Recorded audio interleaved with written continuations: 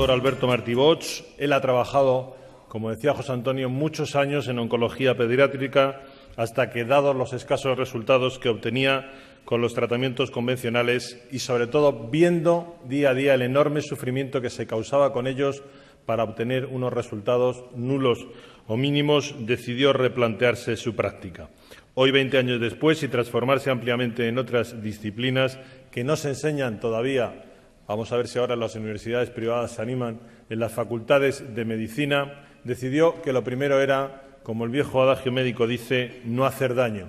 Así que ha desarrollado un protocolo de síntesis que está dando resultados espectaculares. De momento son eso, resultados, pero seguro que en el futuro serán mucho más. Con todos ustedes, ya para cerrar este tercer congreso, dándole las gracias por su atención, el doctor Alberto Martí Bosch.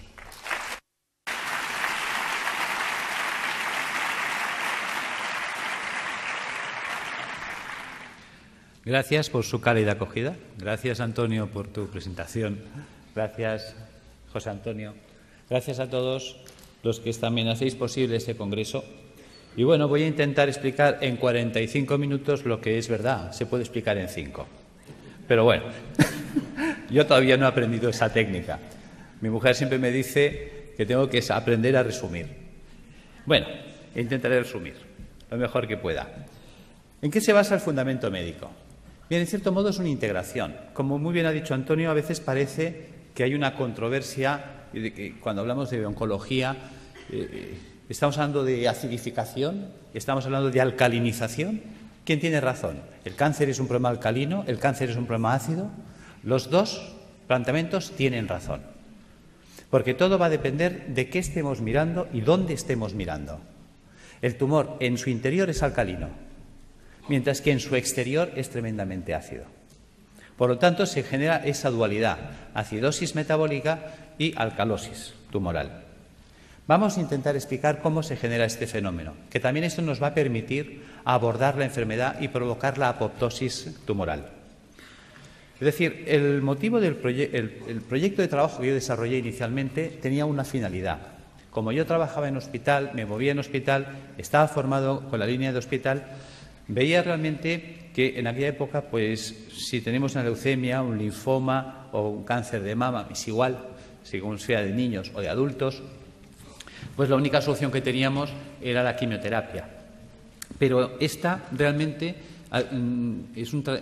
resultaba ser una terapia muy dura para el paciente. Náuseas, vómitos, pérdida de pelo, en muchos casos hasta se perdían los dientes, se descalcificaban las personas, dolores terribles.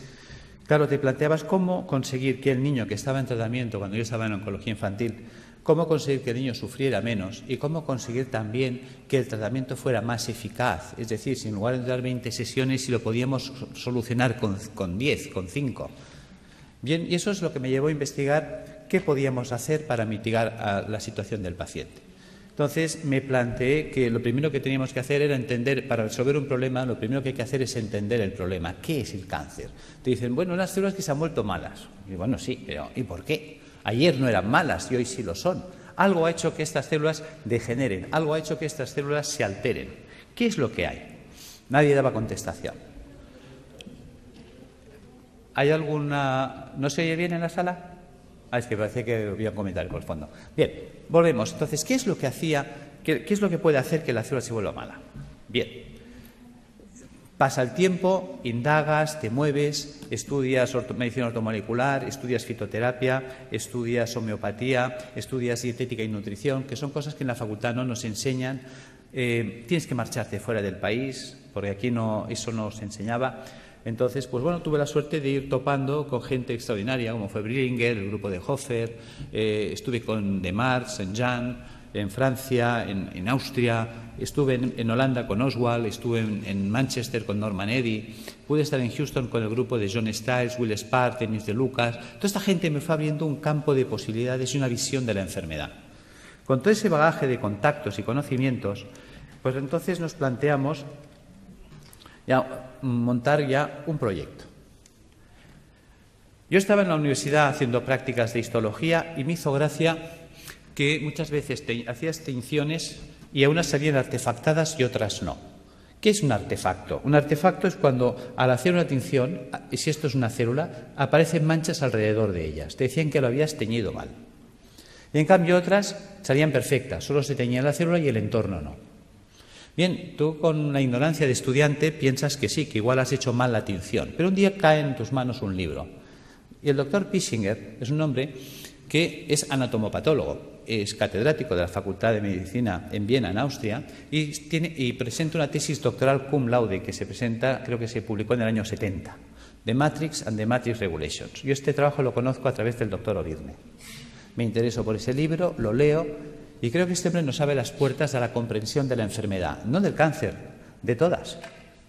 Este hombre nos plantea que la enfermedad empieza alrededor de la célula, no en la célula. Es el entorno celular el responsable de que la célula se altere.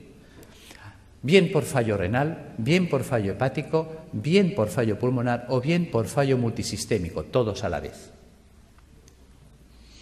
El sistema básico podríamos decir que consta de esto, de pulmón, hígado, riñón, sistema vascular arterial, sistema vascular venoso, sistema intersticial, célula. En este caso hemos puesto la piel, pero que sepáis que también puedo poner mucosa, es indistinto. Si os fijáis, de aquí para aquí piel y de aquí para adentro mucosa. Si ahora cortara el labio, tendría en un lado piel, otro mucosa y el sistema celular en medio. Luego entenderéis por qué explico este detalle.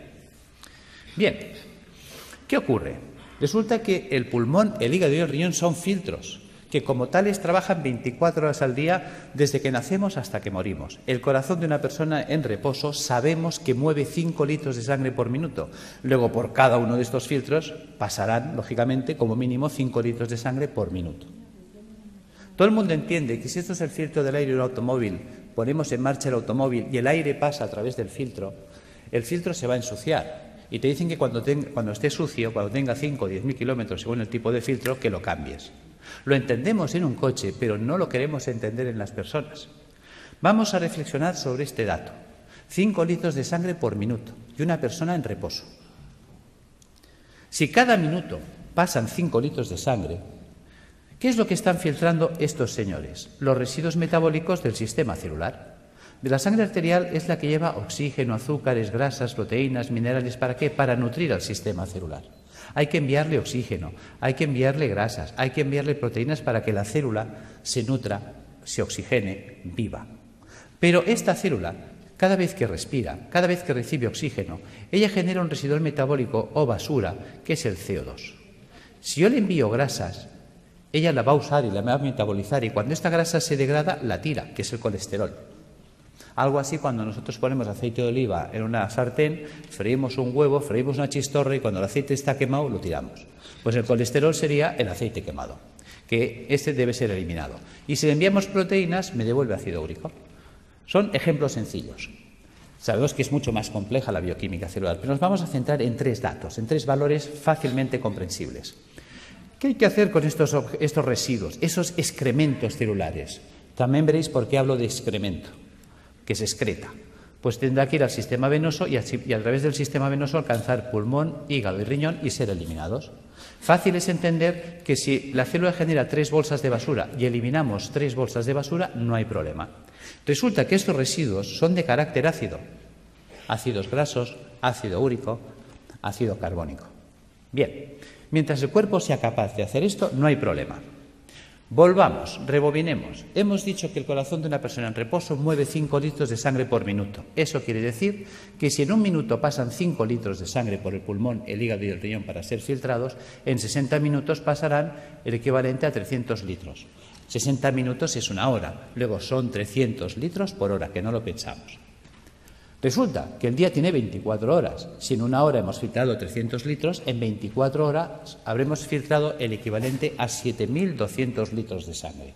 Vamos a ser generosos y le vamos a asignar a la sangre densidad 1, como si fuera el agua, que es más densa. La sangre, ya lo sabemos. 1 litro, 1 kilo. Sabemos que 1 litro de agua pesa 1 kilo. Por lo tanto, 7.200 litros pesarán 7.200 kilos. Sabemos que cada 1.000 kilos es 1 tonelada. Luego estamos hablando del equivalente a un camión de 7 toneladas al día. ¿De qué tamaño es el pulmón? ¿De qué tamaño es el hígado? ¿De qué tamaño es el riñón? Son cosas que nunca nos planteamos ni nos preguntamos. Esto lo explicó Da Vinci. Da Vinci es un hombre que hace un trabajo de anatomía, estudia el cuerpo humano y aprovecha para comprender el cuerpo humano. Porque una de las preguntas que se hacía él era saber qué definía el cuerpo humano, dónde residía el equilibrio, la proporción del cuerpo humano. Y la encuentra en el puño. Por eso, desde entonces, los pintores hacen este gesto para pintar. El dedo sirve para establecer el punto de fuga y darle profundidad al plano. El puño es la proporción para trasladar al lienzo. Desde entonces sabemos que si yo me quiero comprar un calcetín, el perimetral del puño es la longitud de mi pie. O simplemente cojo referencias anatómicas, mi costilla y mi clavícula. Si miramos aquí dentro está mi pulmón. ¿Qué pasa? Que mis dos puños son mi pulmón. Si yo cojo como referencias la costilla, aquí dentro está mi hígado. Por lo tanto, si yo cierro los puños, veréis que es la distancia que estoy marcando. 2 puños. Si pongo el puño detrás, el espacio entre costillas y cadera es mi puño. ¿Cuántas veces habéis oído tengo el estómago en un puño? Y es porque estamos dimensionados por el puño. Por lo tanto, hemos hecho esta representación para que veáis el tamaño del pulmón, del hígado y del riñón. Son 2 puños de una persona. ¿Os imagináis un camión de 7 toneladas? Es una persona en reposo. Que sepamos en reposo toda la vida, Buda, que vivía en meditación trascendental. Nosotros no somos Buda. Nervios, estrés, sobrecargas alimentarias, tóxicos alimentarios. Esto va a hacer que estos filtros vayan trabajando de un modo, digamos, enloquecido. Llega un momento que, por lo tanto, estos filtros se van a obstruir. Y si nadie se ocupa de limpiarlos, porque nadie nos enseña cómo mantenerlos, ya que nosotros no los podemos cambiar en un coche. Nosotros cada 5.000 kilómetros, cada 5 años, no podemos estar cambiando los filtros del aire, el filtro del aceite y el filtro de la gasolina como en un coche. Claro, pues si no nos cuentan nada ni hacemos nada, estos se obstruirán. Empezaremos, por lo tanto, a retener CO2, empezaremos a retener colesterol, empezaremos a retener ácido úrico, puesto que un filtro obstruido ya no trabaja al 100%, su rendimiento cae. Entonces nos vamos a encontrar que en el organismo puede variar el pH. Claro, el cuerpo no puede permitir que el pH varíe en sangre. Muchas veces nos preguntamos, ¿cómo es posible que un deportista de élite, entrenado, perfecto, esté corriendo en un campo y caiga fulminado muerte súbita? Porque a veces ha ocurrido eso, un bloqueo metabólico. Es decir, la acidosis metabólica que ha generado ha sido tal que su pulmón, hígado y riñón no han sido capaces de drenar, ha entrado en una acidosis metabólica brutal en sangre. Sabemos que una variación del pH en un medio provoca un stop de reacciones químicas. Las reacciones químicas en sangre se paran, muerte. Algo tan simple, digamos, se nos pasa por alto. Estamos encontrándonos que entonces el cuerpo muchas veces lo que hace para evitar este fenómeno, evitar que haya un stop de reacciones químicas en sangre, empieza a hacer un acúmulo, va a retener estos radicales ácidos libres en el espacio intersticial. Por lo tanto, se irá empantanando el sistema.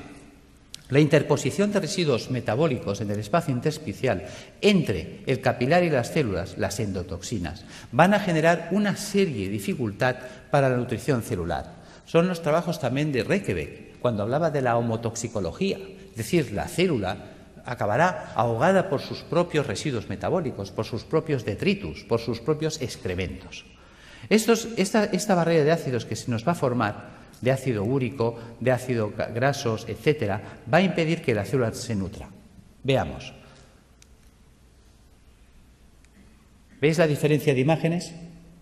Es decir, la célula sana vive, digamos, flotando. El 70% del cuerpo es agua. Fijaros que eso es lo que llamaríamos el plasma intersticial. Ella tiene que vivir en una piscina de agua cristalina y transparente.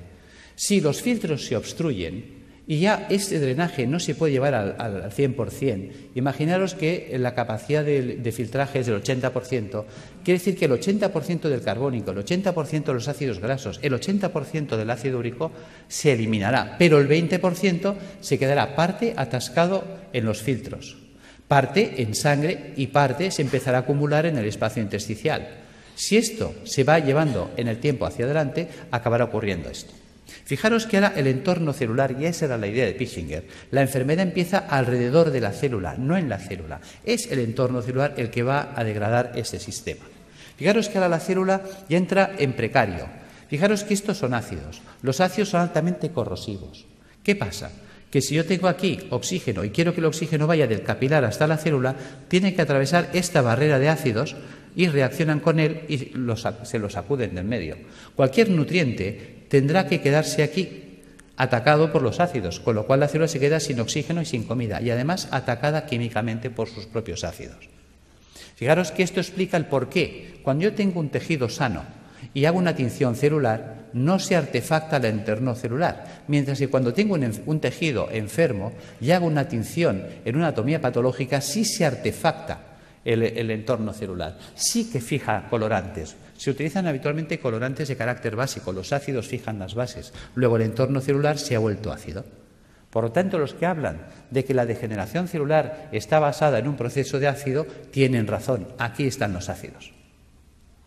Claro, fijaros que esta célula en estas condiciones, ¿qué opciones tiene? Solo tiene dos opciones.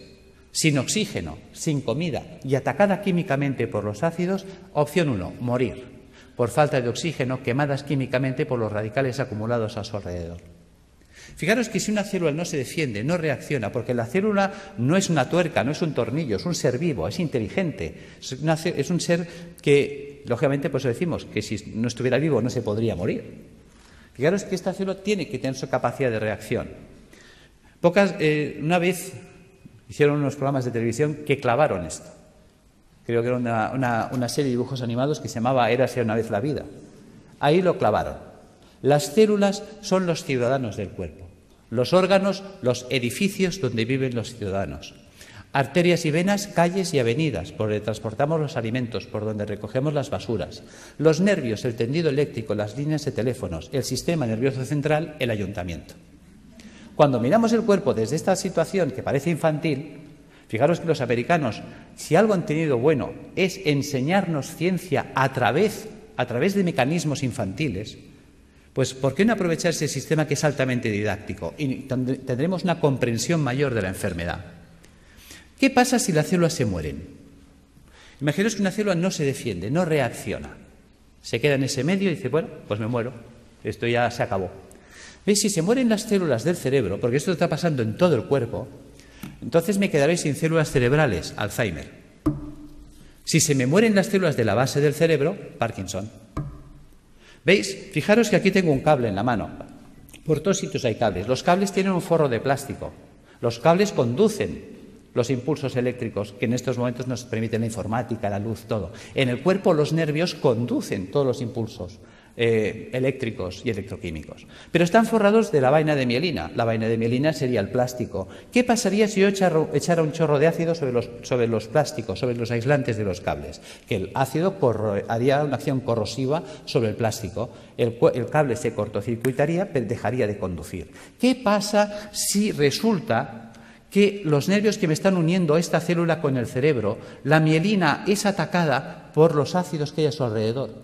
Se degrada la mielina. Sin mielina hago una enfermedad desmielinizante, esclerosis múltiple, esclerosis lateral amiotrófica, esclerosis en placa. Pissinger fue un genio. Nos hizo entender las enfermedades. ¿Veis? ¿Qué pasa si la célula, imaginaos que aquí ponemos piel y aquí le ponemos un pezón? ¿Veis? Esto es una célula del pecho. Imaginaos que esta célula se muere. ¿Veis? Un tejido con células muertas es un tejido fibroso. Hablaremos, por lo tanto, de fibromas. ¿Ves? Fibroma mamario, fibroma uterino, fibrosis prostática. ¿Ves? Que el fibroadenoma a nadie le preocupa. ¿Por qué a nadie le preocupa? Es un fibroma. Pues porque un fibroma son células muertas y las células muertas no matan. Fijaros cómo somos. Vemos el problema, pero no estamos siendo capaces de valorar la trascendencia del problema.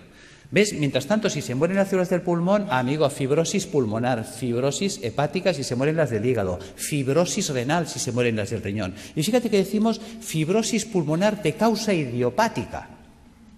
¿Y por qué hablamos de causa idiopática? Porque estamos acostumbrados a que si no hay bichito no hay causa. Entonces tiene que haber el bichito. Y si no encontramos la bacteria de turno, el hongo de turno o el virus de turno, entonces no sabemos por qué se ha fibrosado el pulmón. Y es tan sencillo como esto. Al pulmón le está llegando más basura de la que puede tirar. Y es una basura de carácter ácido. Imaginaos que yo soy una célula pulmonar, tengo que recibir el carbónico, tirarlo, coger el oxígeno, meterlo. Y estoy todo el santo día trabajando como un burro. Y de pronto me empieza a llegar más carbónico del que puedo tirar porque yo estoy agotado. Al final yo acabo sepultado en carbónico. El carbónico químicamente me quema. Al quemarme me muero. No es tan difícil de entender. Y eso pasa en el hígado, pasa en el riñón. ¿Veis? Son las enfermedades esclerosantes que llamamos, que están ahí en el saco perdidos de Dios. Las enfermedades de carácter idiopática, claro, para eso no hay tratamiento, porque no hay la pastillita. Bien, ¿qué ocurre si la célula sobrevive? ¿Veis? La célula decide no morirse, va a luchar. Hay células que se rebelan. Yo soy un superviviente, yo voy a luchar. ¿Cómo lo hace? Hay 4 mecanismos. 1, hacer un globo de agua. Voy a retener agua y me voy a envolver en agua. Me monto mi mini piscina. Vale. ¿Veis? Estoy desplazando los ácidos, mantengo un canal de comunicación con el sistema celular, con el capilar arterial, y recibo nutrición y tiro la basura fuera. ¿Veis? Fíjate que en el sistema celular del cuerpo funciona el dime tú qué sabes. O lo que hacemos todos en un examen cuando nos hace una pregunta y no sabemos. Miramos al de al lado. Oye, ¿tú qué haces? Dice, yo me echo un globo de agua. Dice, vale, yo te me hago otro. Y la de al lado me copia. Y se empiezan a copiar todas las células. Si todas las células empiezan a retener un globo de agua, es esa persona que empieza a engordar, y ya puede hacer dietas que no adelgaza. ¿Ves? Hay gente que dice, es que yo he ido a una clínica carísima, me han cobrado 6.000 euros, me han tenido 5 días a agua y he engordado. Yo tengo pacientes que vienen diciendo esto. Yo, claro, porque tu cuerpo se está defendiendo de la acidosis metabólica reteniendo el agua. Y el agua, aunque sea calorías cero, el agua pesa. Y si esa persona retiene el agua, se la queda, aumenta de peso.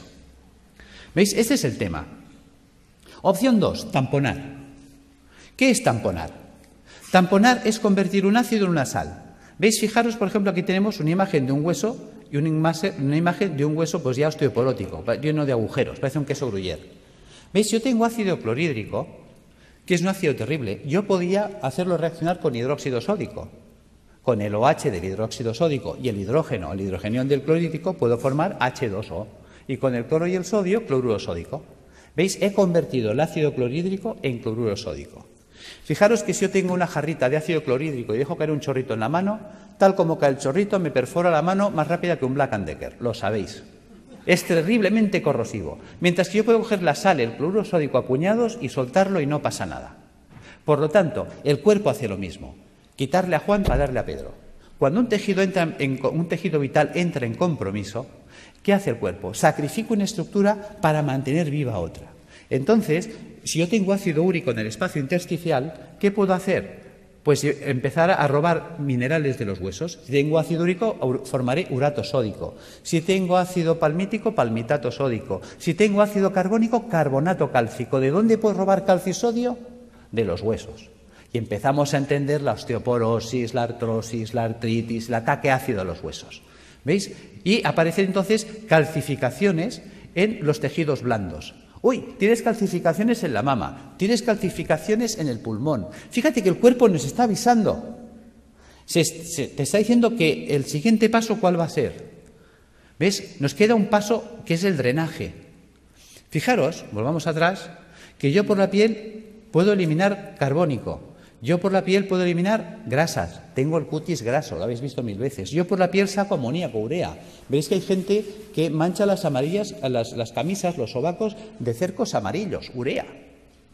¿Veis? Si yo saco un sudor excesivamente ácido por la piel de la célula, ya que antes de morir, ¿qué hace? Empieza a echarlo todo por la piel. Si saco un sudor muy ácido por la piel, se me quemará la piel. Ataque químico, dermatitis, psoriasis, eczemas.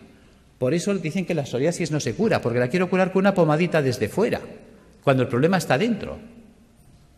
¿Veis? Vamos entendiendo las enfermedades. Realmente nos abrió los ojos. Si yo entiendo la enfermedad, yo puedo resolver la enfermedad. Si yo entiendo el problema, yo puedo resolver el problema. Lo que no podré es nunca resolver un problema que no entiendo o no quiero entender. Esta es, diríamos, la situación en la que nos encontramos. ¿Veis? Podemos hacer el drenaje hacia las mucosas, que decíamos antes. Si en lugar de drenar hacia la piel, dreno hacia las mucosas, pues entonces tendríamos un problema a nivel de mucosas, llagas de boca, llagas de esófago, llagas de estómago, colitis ulcerosa. Claro, la gente dice, oye, ¿qué es lo que y por qué hay gente que drena por la boca y otros drenan por el colon y otros drenan por el estómago u otros drenan por la piel? Porque el cuerpo, hemos dicho, que es como una ciudad donde el sistema nervioso central es el ayuntamiento. Ejemplo. ¿Veis? Creo que hubo una época en la que Madrid tenía un conflicto de basuras. Y entonces se reúne el Cabildo y decide montar pues un vertedero de las basuras de Madrid, creo que fue en San Sebastián de los Reyes. Pregunta, ¿qué ciudad se contaminó?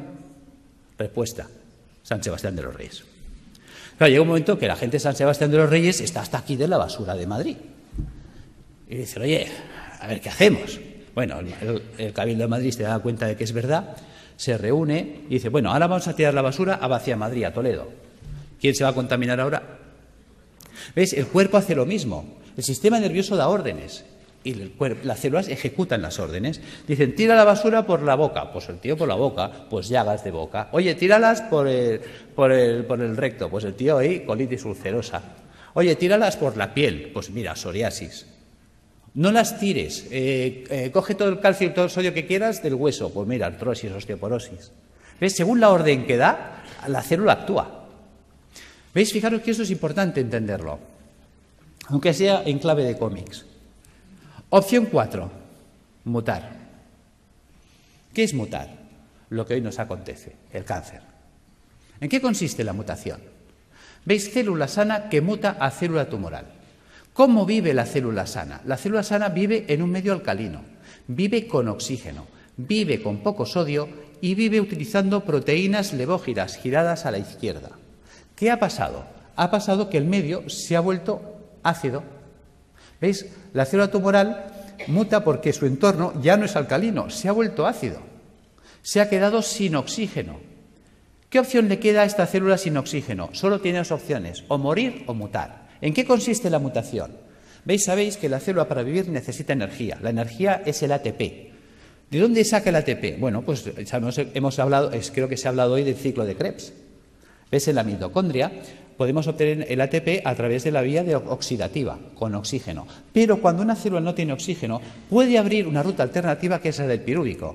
Y entonces, a través de la glicólisis con el pirúvico, obtener ATP más ácido láctico más alcohol. Por eso, quien nos dice que en los tumores hay alcohol, se explica, porque es una ruta de fermentación ácida.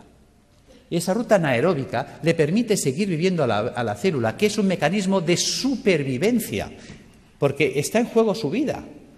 Y entonces ella, ¿qué hace? Empieza a cargar mucho sodio en su interior. ¿Veis? La célula normal, la célula sana, tiene potasio en el interior del citoplasma y sodio fuera. Se invierte, entra el sodio dentro de la célula a mansalva y el potasio sale, porque estamos usando un sistema inverso. ¿Veis? Ahora se explica cuando dicen es que los tumores son alcalinos. Claro, la célula tiene que ser muy alcalina en su interior para aguantar el ataque ácido exterior. ¿Entendéis que todos tienen razón?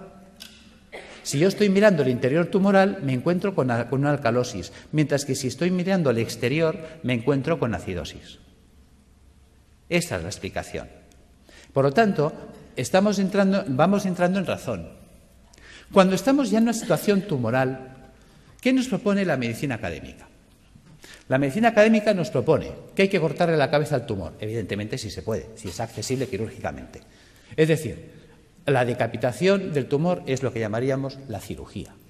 Opción 2, a la hoguera, a achicharrar el tumor. La radioterapia. Opción 3, el envenenamiento. Eso sería la quimioterapia.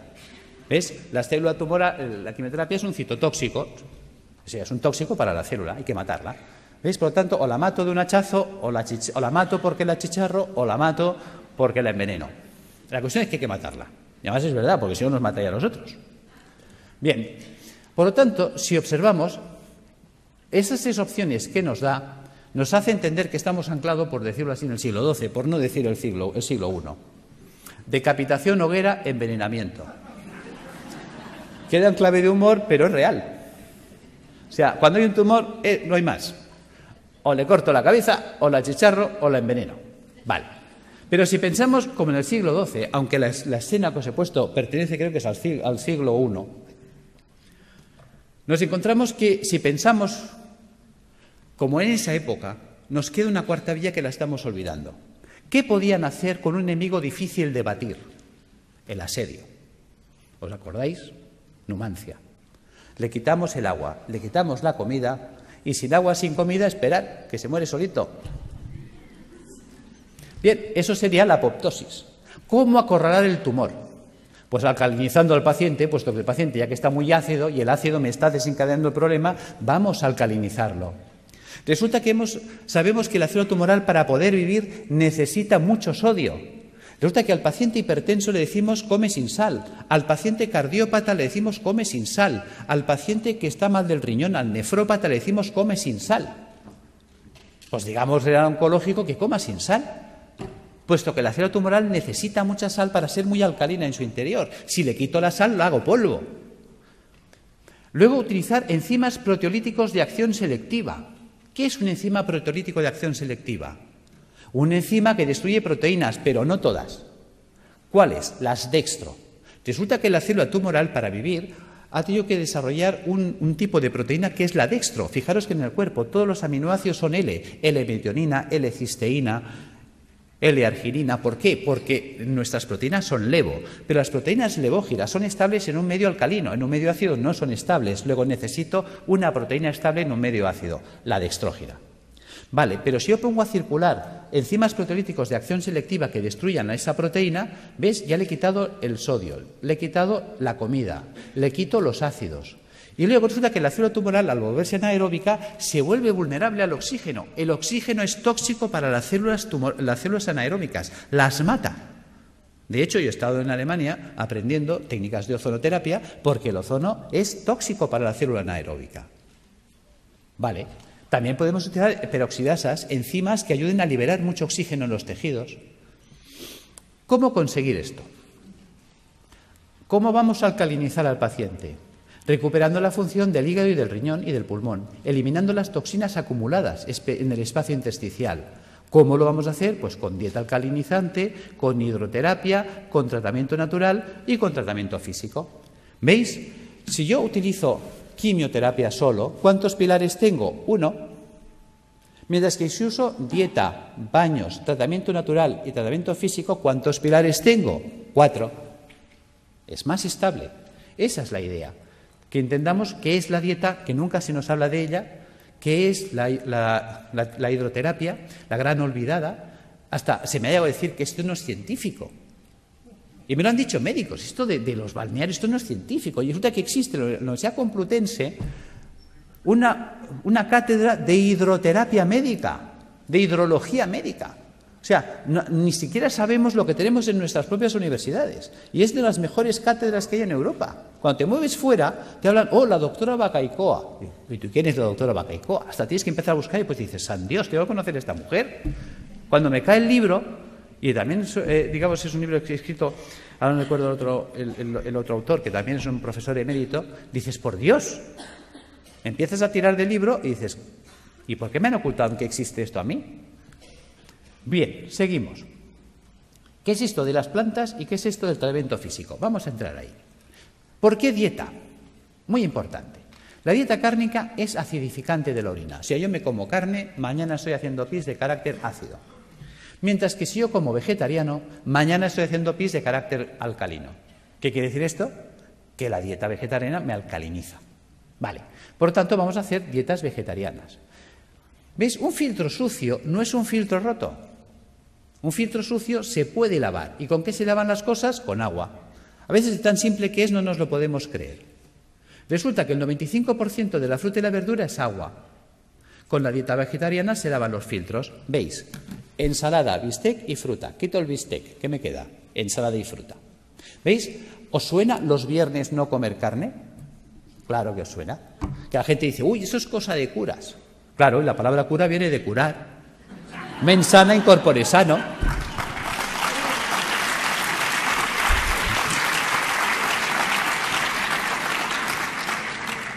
Claro, ¿qué ocurre? Que cuando las cosas, gracias, pero bueno, es para romper un poco el ritmo porque estaréis cansados y dormidos. Claro, ¿qué ocurre? Claro, la gente lo relaciona con los curas, pero con la parte mística. Claro, la gente dice, ¿y esto de dónde lo han sacado los curas? Vas tirando del libro y los curas lo sacaron de un médico, Galeno. ¿Ves? Yo me acuerdo cuando empecé la carrera de medicina, fue la época que se rompieron los números clausus y entraron 3.000 personas a la universidad. Dijeron, nada, puertas abiertas, que entre todo el mundo y que sea un curso selectivo. Y estábamos 3.000 en primero de carrera. Y entonces había una asignatura opcional, optativa, que se llamaba Historia de la Medicina. ¿Sabéis cuántos se apuntaron a esa asignatura de los 3.000 que estábamos en primero? Nadie más. Con lo cual me fue genial, porque tuve un catedrático, clases particulares para mí solo. Y ese hombre, que fue el doctor Felipe Cid, al cual le tengo un recuerdo maravilloso, me dijo: te voy a citar una frase de Napoleón para empezar tu formación en historia de la medicina. Hay de aquel pueblo que olvida su historia porque está condenado a repetirla. Tenía razón. Y luego me citó otra frase de Oppenheimer. Decía: solo tiene futuro aquel que investiga en el pasado, porque investigando en el pasado se puede redescubrir el futuro. Tiene miga. No dijo descubrir, dijo redescubrir. ¿Veis? Nuestros abuelos nos decían: está todo inventado. Y era verdad. ¿Por qué me remito a Galeno? Galeno fue aquel médico que dijo: vale más prevenir que curar. ¿Cómo llega a esa conclusión Galeno? Porque Galeno fue el médico de los 3 nos. ¿Ves? En la época de Galeno te inscribías en la facultad, por decirlo así, el 15 de septiembre y el 30 de septiembre ya eras médico. Ya está. Y como la ignorancia es atrevida, ¡hala!, todos a ejercer. Claro, también hay que saber que en aquella época, con que supieras si el paciente hacía de vientre negro, ¡qué malo! Si hacía rojo, mira, a lo mejor puede ser un hemorroide, ¿no? Si vomitaba verde, tranquilo. Como vomitara rojo, aburem, ¿no? Y si vomitaba negro, dalo por muerto. Ya está, ya eres médico. O sea, porque claro, no había nada. ¿Cuáles son los 3 grandes nos de Galeno? Él sale, se sienta, como hombre sabio que fue, y por eso nos acordamos de él, y dice: primer no sé medicina. Con lo que me han enseñado no sé nada. Segundo no tengo medicamentos, no existían, los inventó él. Tercer no, si no sé medicina y no tengo medicamentos no puedo curar. Obvio. Claro, ¿qué hace Galeno? A Galeno le enseñan la medicina hipocrática. Hipócrates había dicho otra cosa. Hipócrates dijo: que tus alimentos sean tus medicamentos, que tus medicamentos sean tus alimentos. Y se queda tan pancho. ¿Por qué dice esto? Porque él observa cosas curiosas. En aquella época la gente vivía muy asilvestrada. Todos vivíamos en el campo, muy silvestres. Y encima vivíamos con vacas y ovejas, y realmente el ser humano tiende a copiar y a hacer lo que hacen los demás animales. ¿Ves? Que además es curioso, tiene relación con la historia de la medicina y la historia del medicamento. ¿Veis? Fíjate que un vaquero, o sea, un señor que cuidaba vacas en Escocia, creo que fue, le contó a un veterinario que había observado, que le llamaba la atención desde pequeño, que cada vez que una vaca le salía un tumor o un bulto en la mama, en las ubres, pues que dejaba de comer pasto normal y se iba a buscar una planta que nunca la comía, que nadie la quería. O sea, tú se la ofrecías y te la escupía. Pero cuando tenía un tumor o un bulto en las ubres, iba como loca a buscarla. ¿Y qué iba a buscar esa vaca? Vinca, la vinca pervinca. Resulta que el veterinario no deja en saco roto el comentario del pastor, sino que coge esa planta y se la lleva a la universidad y la analizan. Y se dan cuenta que es verdad, que en la vinca existe un principio activo antitumoral. De ahí salió la vincristina. ¿Os suena? ¿Veis? La historia del medicamento viene de las plantas. Pues lo mismo hizo Galeno. Galeno se da cuenta de que Hipócrates hablaba de que los pacientes que se ponían amarillos, es decir, el hígado, empezaban a comer como locos alcachofas, se veían alcachofas. Entonces, muchos mejoraban si comían muchas alcachofas. ¿Cuál era el problema? Que había que comer 60 alcachofas al día. Se establece un concepto de dosis. Claro, a ver quién es el guapo que desayuna, come, merienda y cena 60 alcachofas al día y durante un año. O sea, cuando le recomendabas a un paciente que hiciera eso, o que si estaba mal de riñón se comiera 60 cebollas, pues cogían el cesto, se iban a ver a Hipócrates y decían: mira, tío, que lo dejo, que me da igual, que yo me muero. Segundo problema que había, pues si se acababa la temporada de alcachofas, ¿qué hacemos? Pues a Galeno se le enciende la bombilla. Galeno se da cuenta que la planta seca conserva lo que él llamaba el espíritu curativo de la planta, que es lo que conocemos como principio activo, y que la planta seca quedaba reducida al 5%, que esa planta seca se podía hacer polvo, se podía poner en un cilindro y con un pistón se podía machacar. Y la podía comprimir. Acaba de inventar el comprimido. Y en un comprimido le atizaba 10 alcachofas, con lo cual si te daba 2 comprimidos de desayuno, comida y cena, eso funcionaba.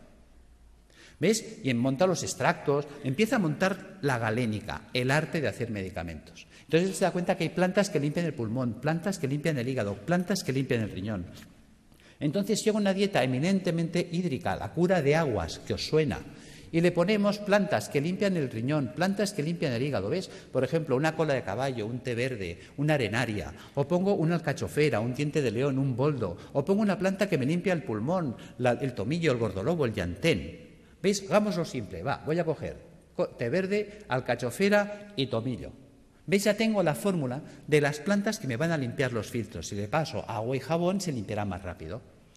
Claro, si encima le cojo los trabajos de Demetrier con los oligoelementos, me meto en los trabajos de eminentes investigadores en el mundo de la ortomolecular, vitaminas, enzimas, las acciones que tienen, vamos a mejorar la actividad y la funcionalidad de estos órganos, con lo cual el drenaje de los ácidos se va a activar.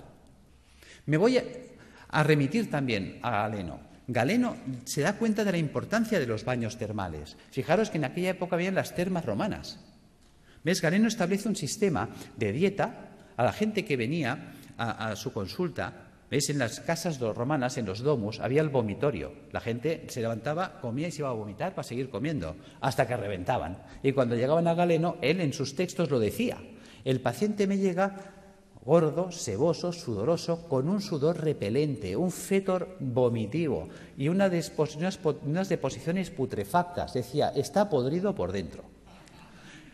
Y además decía, huele a cloaca obstruida, que los romanos tenían alcantarillas, o sea, ya sabía lo que se decía él. Fijaros, por lo tanto, decía, hay que desatascar la cloaca, es decir, todo el tubo digestivo. Entonces, él, por un lado, se da cuenta de la función del agua. ¿Cómo funciona el agua? El agua termal nos vamos entendiendo ya por qué funciona. ¿Veis? Las aguas termales son aguas calientes. Por lo tanto, si yo me sumerjo en agua caliente, ¿qué pasará con los poros de mi cuerpo? Se van a dilatar. Sabemos que el agua de los balnearios son aguas minerales. ¿Qué minerales tienen? Cloruro sódico, cloruro magnésico, cloruro potásico y así. A una concentración salina no menor de 20 gramos de sal por litro de agua. Resulta que el agua de nuestro cuerpo tiene 9,4 gramos de sal por litro de agua. Claro, se va a generar un gradiente de ósmosis. Los líquidos van de donde hay menos a donde hay más. Cuando yo me sumerjo en una bañera con agua caliente y salada, ¿veis? Fijaros que aquí en medio todos tenemos una vena gorda, que podríamos llamar que es la alcantarilla, donde van todos los residuos celulares. Pero si yo abro los poros y con la sal tiro para afuera, estoy sacando de mi cuerpo ácido carbónico, ácidos grasos, ácido úrico. O sea, realmente el baño termal es una diálisis percutánea, es un riñón, es un pulmón, es un hígado artificial de alto rendimiento y de bajo coste. Con el tiempo, lo que era del pueblo, porque fijaros que era la época de la res pública, la cosa pública, la época romana en la que vivía Galeno, por lo tanto eran los baños públicos, las termas romanas, con el tiempo los baños pasaron a la aristocracia. Vale. Pero como todo se recicla, con el tiempo el baño que estuvo en la aristocracia volvió al pueblo. Y volvió simplemente por un tema de avaricia. Fijaros que un balneario pues vale, por ejemplo, uno baratito, hoy en día vale 120 euros al día. Quiere decir que un tratamiento de 30 días nos costaría 3.600 euros y estabilizar a un paciente oncológico 10 meses, 36.000 euros. ¿Quién se puede pagar esto? Un rico. ¿Pero qué es un rico? Pensemos. Y no me digáis que es un tío con pasta porque es falso. Sabiduría popular. El padre obrero, el hijo caballero, el nieto pordiosero. Es decir, hay el que hace el dinero, hay el que se lo ventila y la familia venida menos. ¿Veis? Un rico no es eso, no es un señor con pasta. Un rico es un señor que siempre está pensando cómo tener las cosas sin pagar, que por eso es rico. Porque gana y no gasta. ¿Ves? El rico iba al balneario y dice, a ver, ¿qué tiene el balneario que cura tanto? Dice que las aguas son termales. Dice, Pepe, pon un termo en mi casa. ¿Ves? Si yo caliento lo hago en un termo, el agua que sale del termo es termal. ¿Qué más necesito? Dice, es que esto, una bañera. Pues Pepe, pon una bañera. ¿Qué más pasa? Oh, es que el agua son minerales. Jacinto, tú que eres químico. A ver, ¿qué tiene el agua que cura tanto? Jacinto que analiza y dice, oh, es que el agua tiene minerales. ¿Cuáles? Cloruro sódico, cloruro magnésico, cloruro potásico. Joder, esto es sal de cocina, ¿no? Sí, pues échale sal al baño. ¿Cuántas veces habéis oído sales de baño? Pero ¿cuántas veces os habéis preguntado por qué hay que echarle sal al baño? ¿Cuánta sal tengo? Uy, perdón. ¿Cuánta sal tengo que echar al baño? ¿Para qué tengo que echar al baño? ¿Ves? Nunca nos preguntamos. Somos poco curiosos. Resulta que Jacinto, que era químico, le dice, es que tiene 20 gramos de sal por litro de agua. Claro, el tío que está acostumbrado a hacer números dice, pues que me haga una bañera que llena hasta la mitad cubique 100 litros. Las bañeras estándar de casa, llenadas hasta la mitad, cubican 100 litros de agua. Dice, ¿y eso? ¿Y por qué hasta la mitad? Hombre, hasta la mitad, porque por el principio de Arquímedes, cuando yo me meto en la bañera, el nivel del agua sube. O dejo un espacio o a fregar. Bien. ¿Por qué 100 litros? ¿Cómo sé que en mi bañera tengo 20 gramos de sal por litro de agua? Echando 2 kilos de sal. ¿Ves? 2 kilos son 2.000 gramos. 2.000 gramos en 100, tacho 2 ceros. Tacho 2 ceros, 20:1. Ya tengo la concentración salina. ¿Qué vale 1 kilo de sal? El otro día lo compré en el Caparabo, mientras no nos suban el IVA, a 15 céntimos el kilo. Luego 2 kilos, 30 céntimos. 30 céntimos por 30 días, 9 euros. Y en casa. Yo tengo pacientes que me llegan desesperados, y no por falta de razón. Me dicen, estoy en insuficiencia renal crónica desde hace 10 años. Ya he entrado en lista de trasplante, no aparece el trasplante y vienen hechos una pena, pobrecitos. La diálisis ya no da de sí y como no aparezca un riñón en 6 meses, yo no salgo adelante. Simplemente por decirle, ponte en la bañera con 2 kilos de sal cada día, a los 15 días ese hombre está alucinado de cómo tiene sus análisis, porque está haciendo una diálisis diaria. Está sacando ácido úrico por los poros, por ósmosis. Ósmosis percutánea. No pensamos el poder de la bañera. Ahora la gente está quitando las bañeras y abriendo los balnearios.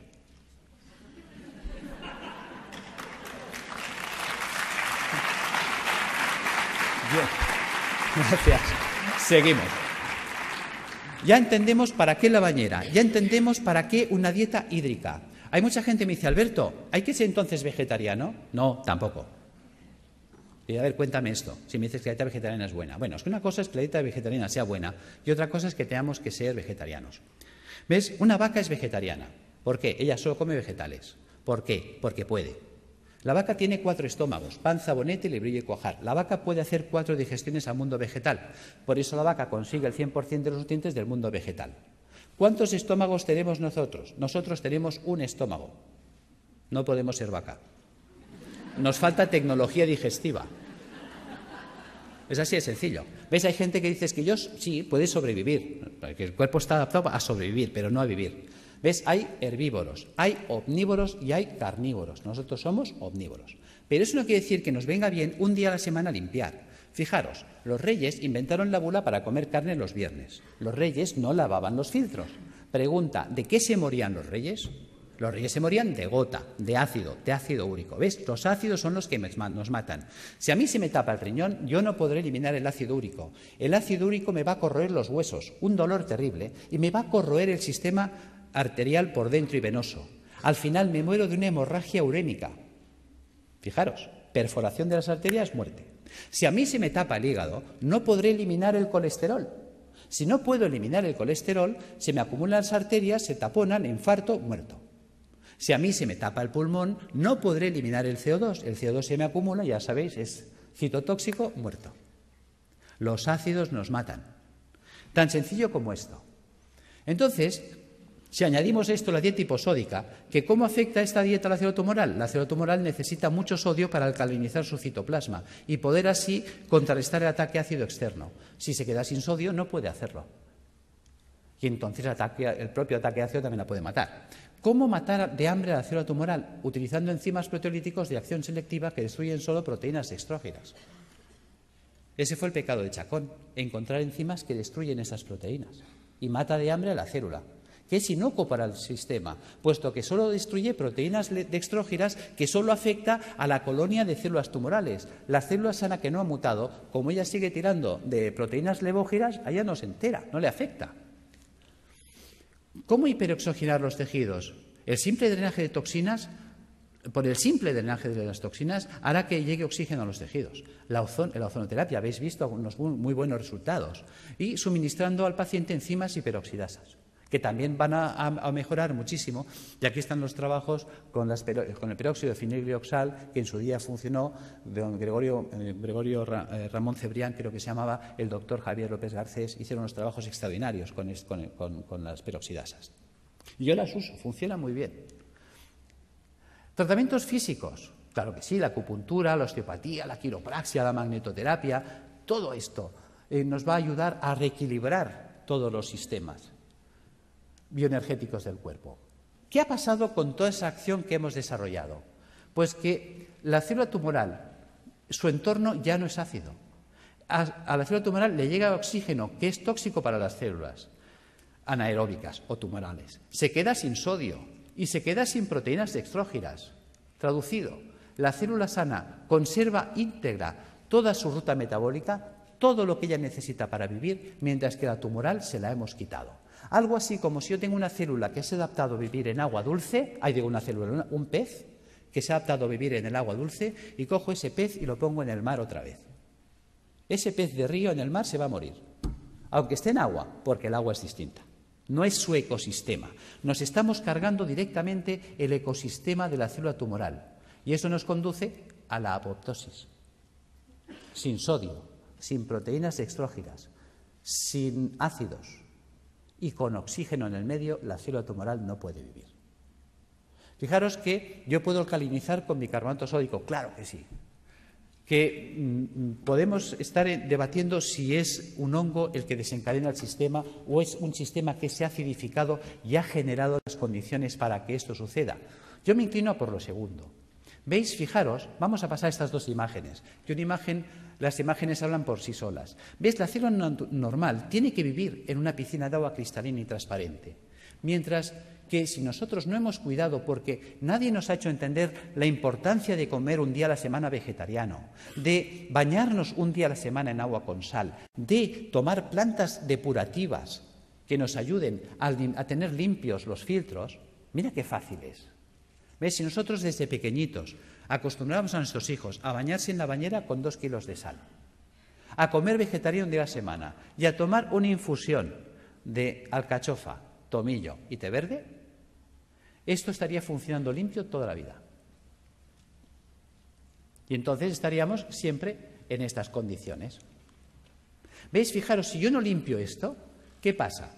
Que ahora esta célula que tendría que estar viviendo en una piscina de agua cristalina y transparente, ahora tiene que vivir en una piscina de aguas fecales, sus propios excrementos, porque a lo que hemos comentado antes, ¿veis? A esto, al ácido carbónico, al ácido graso y al ácido úrico le podemos llamar el excremento celular. ¿Por qué le llamamos excremento celular? Vamos a ver. Si nosotros comemos, ¿qué hacemos? Caca. Y si nosotros bebemos, ¿qué hacemos? Pis.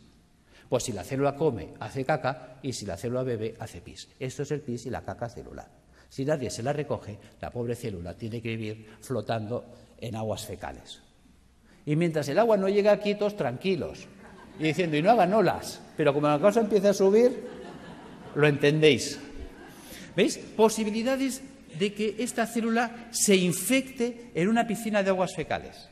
Es como si tú tienes un hijo y tienes 2 piscinas, una de agua limpia, cristalina, transparente y tratada y una fosa séptica llena de aguas fecales. Y le dices al niño, ¡hala, niño, haz aquí 4 piscinas en la fosa séptica!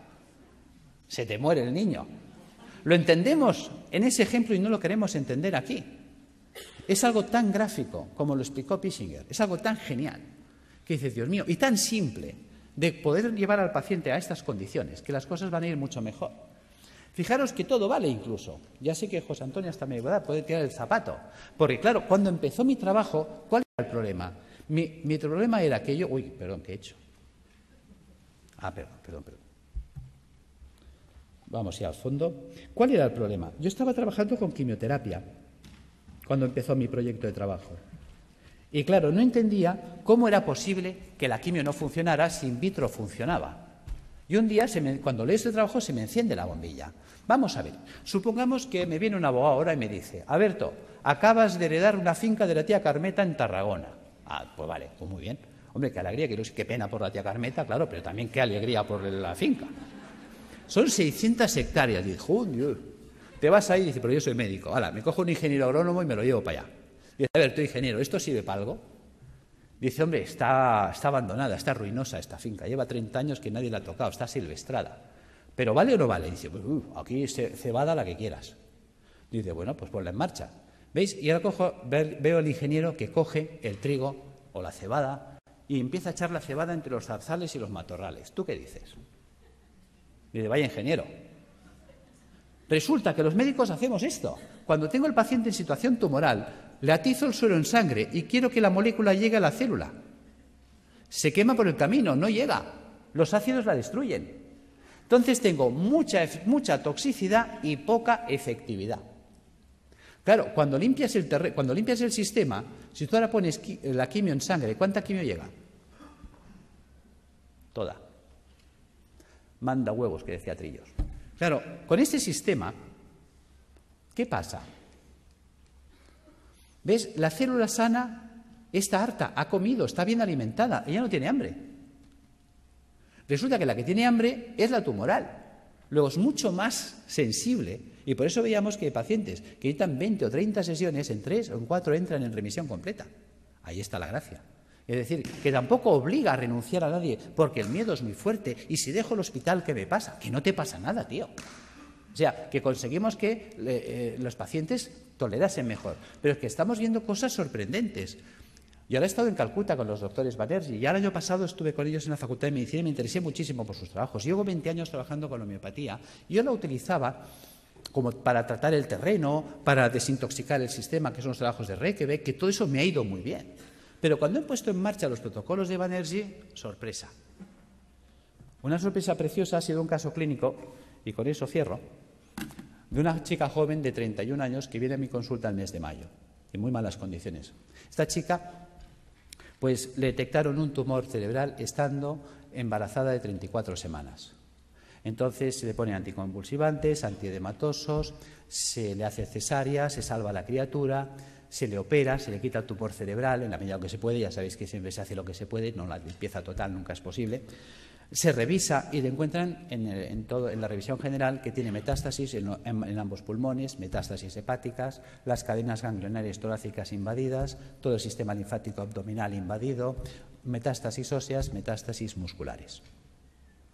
En esta situación deciden, con buen criterio para mí, no abordar quimioterapia ni nada porque es que la situación está tan avanzada, es un grado 4 tan avanzado que la calidad de vida que va a tener la paciente y las posibilidades de sobrevivir más de 2, 3, 4 meses lo van a ver difícil.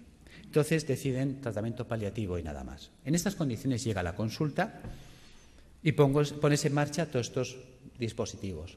Y además asocias los protocolos de Banerjee, le pones Rutagrapheon y más calcárea fosfórica para atender el campo cerebral, el Calicarbonicum para atender el pulmón, el Hydrastis canadiensis para atender la carcinomatosis difusa, el Zinfitum y el Hipericum para las metástasis óseas. Sorpresa. Resulta que al mes viene muy mejorada la mujer. En el mes de julio se le pide pruebas y se las hacen el 13 de julio. Y en el 13 de julio le observan, después de 2 meses y medio de tratamiento, que las metástasis pulmonares habían desaparecido, las metástasis hepáticas desaparecidas, las lesiones ganglionares en remisión completa, la lesión tumoral ni rastro cerebral desaparecida y las lesiones metastásicas de huesos y de músculos reducidas en un 50%. Esta mujer la volvemos a ver en septiembre, el estado general actual es increíble. Realmente está evolucionando muy bien. Ha sido catalogada de remisión espontánea. Y decimos...